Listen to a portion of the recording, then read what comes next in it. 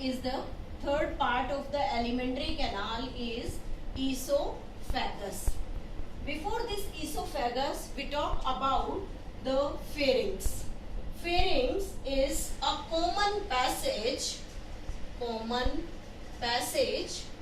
for both air as well as for food. Means the pharynx is the part from which the air can be passed to our respiratory system and food can be passed to the digestive system. So this pharynx is the common passage. After that, when this pharynx receives the food, then it passes to this esophagus. Esophagus is about 25 centimeter long muscular tube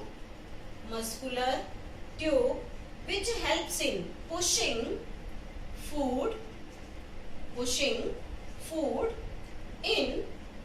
into stomach by muscular contraction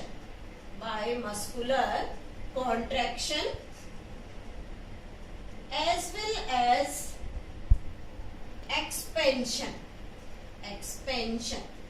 This movement is known as peristalsis movement, or you can say it peristaltic movement. Then how this movement takes place in our body? Suppose that this is the food pipe, and in this food pipe, esophagus is also known as food pipe. So in this food pipe, if the food bowl is present here, food bowl means the food particle mixed with the saliva. When this food bowl is here, then it becomes expand to provide a space to this food bowl. Then due to this expansion, the food bowl starts moving towards the lower part of the esophagus. Then what happens during that part? This become contract from here. Means when this contract from here, then a pressure applied on this food bowl and this food bowl pushed downward and change its position. Means at that time from here the food bowl shifted at the lower face and then it become normal.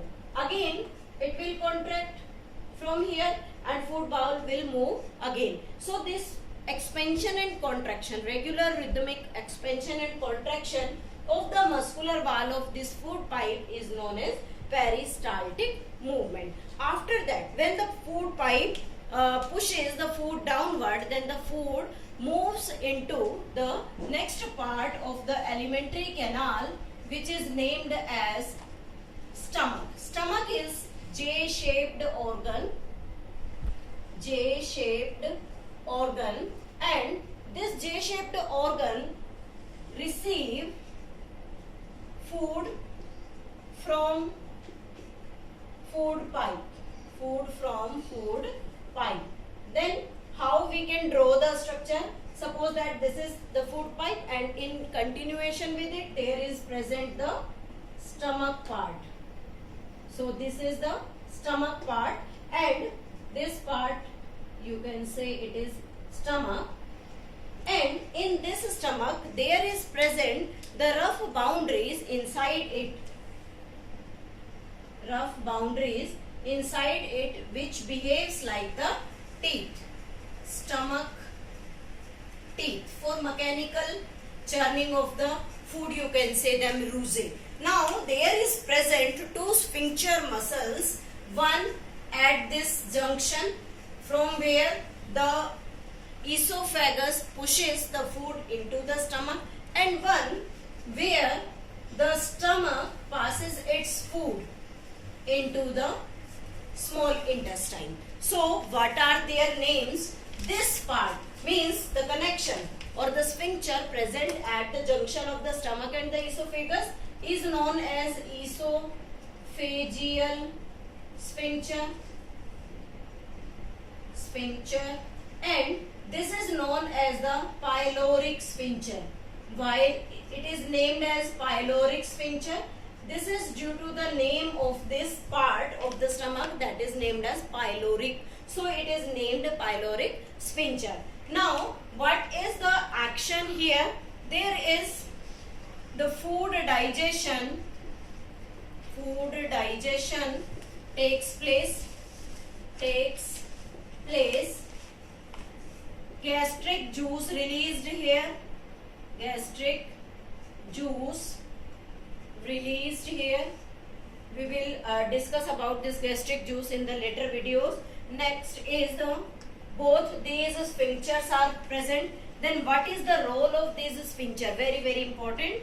Sphincter helps in preventing backflow of food. That is most important. Why it prevent the backflow of the food? When the food enters from the esophagus to stomach, then inside the stomach the food get mixed with the secretion of the stomach, and when it will close at that time, due to which the activities in the stomach become continue. If it will open, then the stomach content eject out, which is known as the vomiting. This function is also performed by this pyloric sphincter, means to prevent the backflow of the food inside the stomach part. Next is the small intestine. This small intestine is about 6.5 meter long. Means its length is more in comparison to the large intestine, but it is also further it is known as small intestine. Why this is known as small intestine? Because it has very small diameter in comparison to the large intestine. Length is more than the large intestine, but the diameter is small, and due to this diameter it is known as small intestine. Now in continuation with this stomach, the small intestine is present here. This is the part of the small intestine, and this small intestine when continue, then it passes from the back of the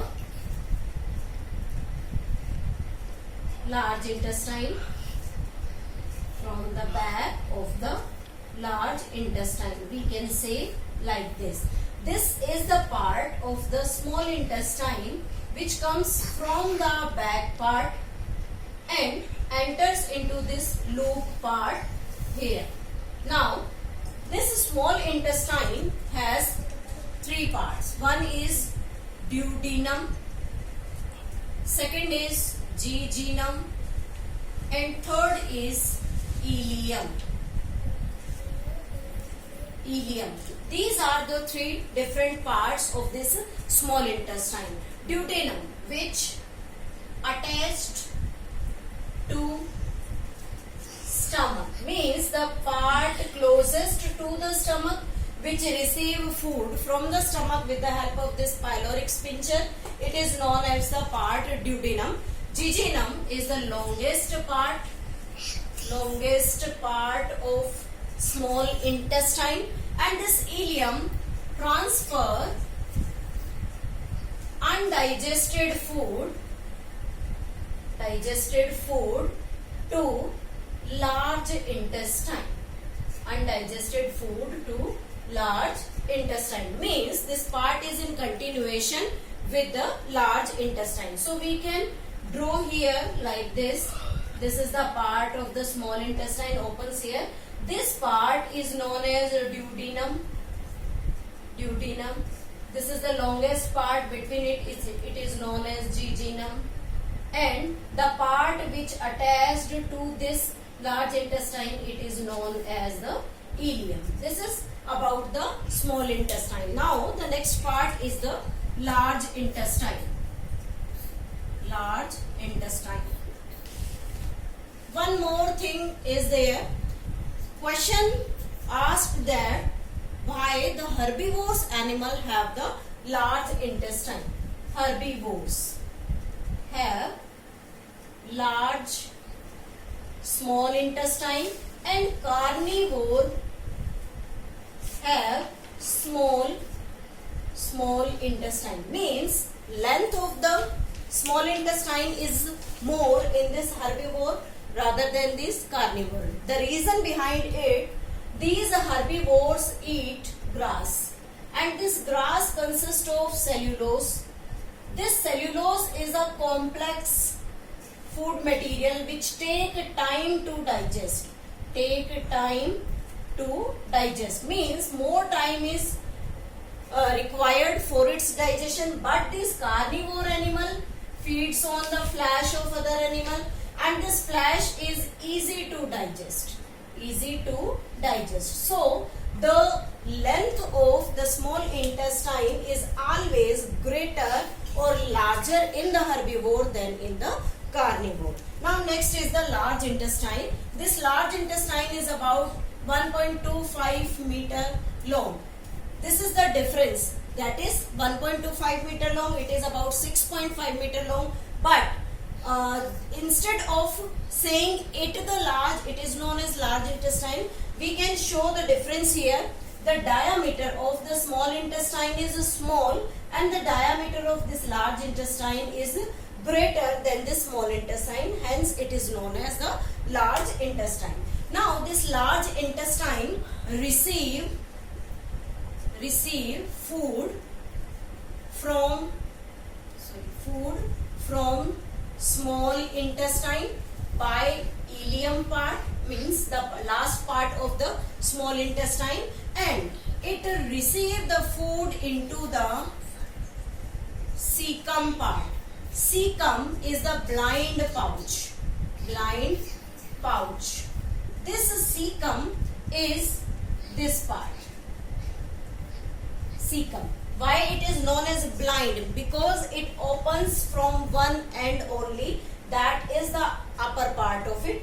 Below it there is no opening, so it is known as the blind sac, which receive food from the ileum, and that food is in case of undigested.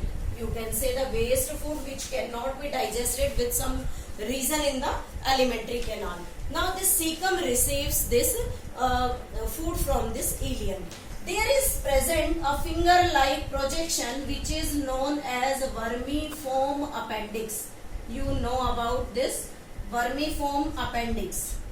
Appendix, it is the finger-like projection. We can say it is finger-like projection of the part of the cecum, that is the part of large intestine. This is known as vestigial organ. Vestigial organ. Why this known as vestigial organ? Because this vestigial organ is known as the useless organ. Why it is known as useless? Because it is present in our body but not perform any function. Then we can say that how, or you can say why it is present in our body without performing any function. Because they perform their function to digest cellulose.